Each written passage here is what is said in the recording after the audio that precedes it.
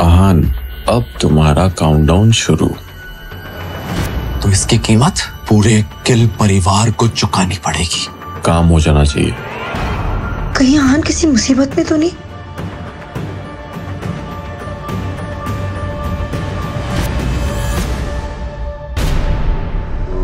आहान, तुम हर बात बर्बाद क्यों कर देते हो? अगर ऑफिस में शेखर और शनाया की मदद नहीं कर सकते तो घर के काम संभाला करो। ऑफिस में जाकर पापा जी से जबान लड़ाने की क्या जरूरत थी? शनाया भी इस बारे में सोचकर कंफ्यूज हो गई थी कि ऑफिस में आनंद गिल के साथ जो कुछ भी हुआ था उसके बारे में शनाया की मॉम को कैसे पता चल गया। हुआ क्या है? अभी 10 मिनट पहले ऑफिस से मैनेजर का कॉल आया था।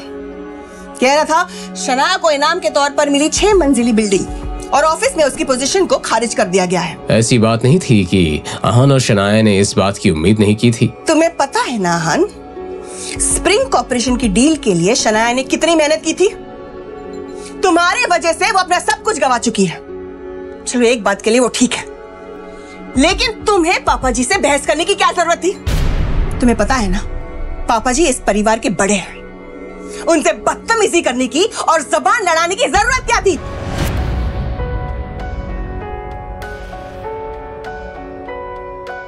अगर एक बार के लिए शनाया ने पापा जी से लड़ाई की होती तो मैं कुछ कर सकती थी, अपनी पोती को कुछ सजा देकर पापा जी माफ कर देते। लेकिन ये आहान, इसके अंदर इतनी हिम्मत कहां से आ गई? अब कुछ नहीं हो सकता।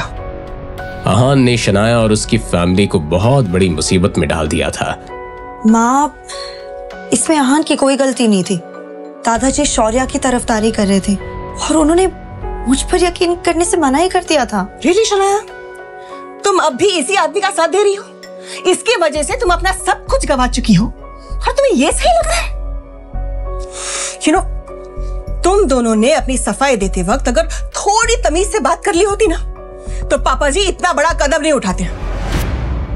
बल्कि मैं कहती हूँ इस आहान को अपना मुंह खोलने की जरूरत क्या थी? अपनी मॉम की ये बात सुनकर शनाया भी थोड़ी परेशान हो गई। उसने अपने आप से ही कहा, भले ही आहान की कोई गलती नहीं है, मगर इस बात का अंजाम बहुत बुरा हो रहा है। हर्ष, मेहरा और विकी के साथ मेरा नाम जोड़कर कई सारी अफवाहें उड़ेंगी और बातें भी होंगी। आज का दिन कमाल था। विक्की भाई से बात करके मैं तो घबरा ही गया था कि आखिर मेरा क्या होगा, मगर थैंक्स टू शगुन, उसकी बेवकूफी और मेरे प्रेजेंस ऑफ माइंड ने सब कुछ वैसा कर दिया जैसा मैं चाहता था। अब इंजीनियर्स की टीम भी मेरी, स्प्रिंग कॉर्पोरेशन का प्रोजेक्ट भी मेरा और इस कंपनी के हेड की पोजीशन भी मेरी। बेचारी शनाया गुस्से में घर में बवाल कर रही हो या रो रही होगी। शौर्य बेटा,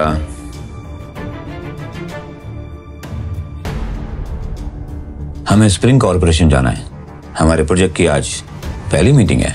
ये सुनते ही शौर्य के चेहरे पर छाई हुई खुशी कहीं गायब हो गई। मुझे ये प्रोजेक्ट किसी भी हालत में चाहिए। तू मुझे कीमत का रौब दिखा रहा है? पिछली बार जो कुछ भी हुआ था उसके बाद शौर्य को उस बेइज्जती के सपने भी आते थे। क्या वहां जाना जरूरी है क्या? प्रकाश चाचू को भेज देते हैं, और वैसे भी अब इस प्रोजेक्ट में डिस्कस करने लायक बचा ही क्या है? तुम इस प्रोजेक्ट के हेड हो और प्रकाश या कोई और वहां जाएगा तो क्या कर लेगा? और वैसे भी हर्ष मेहरा अब हमारा कुछ नहीं बिगाड़ सकता। हमारे पास लीगल कॉन्ट्रैक्ट है जिसे कि उसने खुद साइन किया है। ठीक है पापा, चलिए। शौर्य ये सोचकर मान गया था कि दिल्ली से रायजादा परिवार से दोस्ती करने का ये एक लौता मौका था, मगर रायजादा खानदान के असली वारिस से तो शौर्य के अलग ही मसले थे। भले ही हान की कोई गलती नहीं थी, मगर इस सब का अंजाम बहुत बुरा हो रहा था। अब भी वक्त है, हालात की नजाकत को समझो और जाकर पापा जी से माफी मांगो। जो कोई भी सजा देंगे उसे चुपचाप मान लो। शेखर अभी हॉस्पिटल में है, शनाया अपना जॉब खो चुकी है, ऐसे में ये घर कैसे चलेगा? मैं नहीं जानती। अभी के अभी जाओ और पापा जी के सामने अपने घुटने टेक दो। मिसेस यामिनी गिल के पॉइंट ऑफ व्यू से यही एक रास्ता था कि जिससे चीजें कुछ ठीक हो सकती थी, मगर अगले ही पल जब आहान ने अपना मुंह खोला तो मिसेस यामिनी गिल के साथ साथ शनाया भी दंग रह गई। मैं आनंद गिल से माफी नहीं मांगूंगा। उन्हें तो शनाया से माफी मांगनी चाहिए। आहान की आखिरी शब्द सुनकर मिसेस यामिनी गिल की बोलती ही बंद हो गई। What? तुम्हारा दिमाग ठीक है? मुझे लगता है तुम्हारा दिमाग खराब हो गया है। मॉम, आप मानो या ना मानो, आनंद गिल शनाया से माफी मांगेंगे। उन्हें माफी मांगनी पड़ेगी। ये कहकर आहान अपने कमरे की तरफ जाने लगा। आहान, तुम कहना क्या चाहते हो? आहान, साफ साफ बताओ। मगर आहान ने कुछ भी नहीं कहा। जवाब में बस आहान के कमरे के दरवाजे के बंद होने की आवाज आई।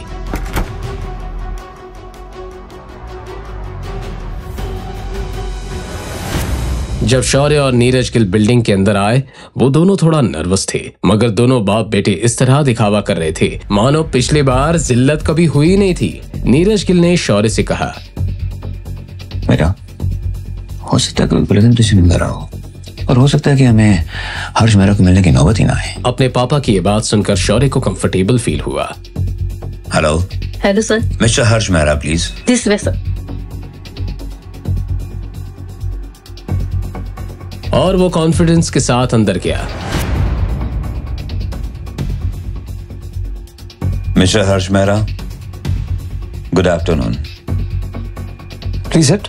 उन दो शक्लों को देखकर हर्ष मेहरा अपने बेरुखे अंदाज में दोनों से सवाल करते हुए कहा, आप दोनों यहाँ क्या कर रहे हो? मिस्टर मेहरा, वो कुछ दिनों पहले आपने गिल कंस्ट्रक्शन के साथ में वो कॉन्ट्रैक्ट साइन किया था ना, स्प्रिंग कंस्ट्रक्शन वाला, तो जब मैंने कॉन्ट्रैक्ट साइन किया था तुम वहां थे? हर्ष मेहरा के इस बात से कोई फर्क नहीं पड़ रहा था कि नीरज गिल कौन था और उम्र में उससे कितना बड़ा था। वेल, हम दोनों तो नहीं थे उस समय में, मगर उससे क्या फर्क पड़ता है? कंपनी ने प्रोजेक्ट हमें सौंपा है तो आप हमारे पास बेफिक्री के साथ काम कर सकते हैं। ये सुनकर हर्ष मेहरा ने इस तरह रिएक्ट किया मानो कुछ सोच रहा हो। मुझे फर्क पड़ता है, जिसके साथ मैंने कॉन्ट्रैक्ट साइन किया है मैं उसी से मिलना चाहूंगा। नीरज ने लाचार होकर सवाल किया, मिस्टर मेहरा, आप मेरी मुश्किलें क्यों इतनी बढ़ाते जा रहे हैं? निकल जाओ यहाँ से। और अब मैं मीटिंग तभी करूंगा जब मैं शनाया खुद यहाँ चलकर आएगी। उसके पापा से कुछ नहीं होने वाला था, इसलिए शौर्य ने बीच में बात काटते हुए कहा, वो एक्चुअली मिस्टर नाया थोड़ा बिजी है, वो 1 महीने के लिए वेकेशन पे गई है। अब हर्ष कोई बहाना नहीं बना सकता था, लेकिन आगे हर्ष मेहरा ने जो कहा उसे सुनकर दोनों बाप बेटे शॉक्ड हो गए। तो फिर कोई बात नहीं, वो जब वापस लौटेंगी काम तभी शुरू होगा, और मैं उनके लिए वेट कर सकता हूँ। क्या आप अपनी पर्सनल प्रॉब्लम के लिए काम को लेट करेंगे? ये मत भूलिए कि हमने कॉन्ट्रैक्ट साइन किया है, और अगर आपके सुपीरियर ऑफिसर्स को ये पता चलेगा तो अच्छा नहीं होगा। शौर्य की इस बात में वार्निंग झलक रही थी। ये सुनकर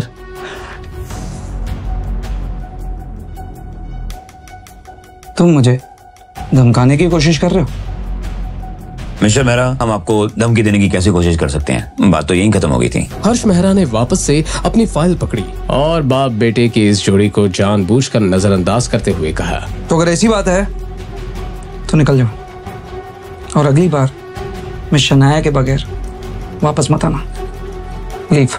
शौर्य और नीरज एक बार फिर से इस कंपनी में बेइज्जत हो चुके थे।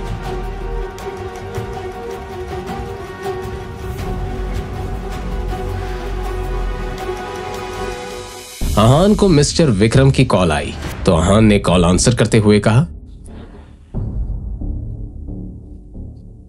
काम हो गया? जी काम हो गया, बाद में बात करते हैं। ये कहकर उसने कॉल काट दिया। इस वक्त आहान किचन में खाना बना रहा था कि तभी शनाया किचन के अंदर आई और उसने आहान से सवाल करते हुए कहा, आन किससे बात कर रहे थे? शनाया का सवाल सुनकर आहान नर्वस हो गया। उसने बहाना बनाते हुए कहा, ऑफिस से कॉल आया था, आपको भूख लगी होगी ना, खाना बन जाएगा, बस 5 मिनट ना। अपनी बात कहने के बाद वो जा ही रही थी कि शनाया को कुछ याद आया और उसने मोड़कर आहान से पूछा, वैसे आप विकी के अड्डे पर पहुंचे कैसे? आप वहां क्या कर रहे थे? अब आहान क्या कहेगा? क्या वो शनाया को सच बता देगा या फिर एक नया बहाना बनाएगा? जानने के लिए सुनते रहिए पॉकेट FM।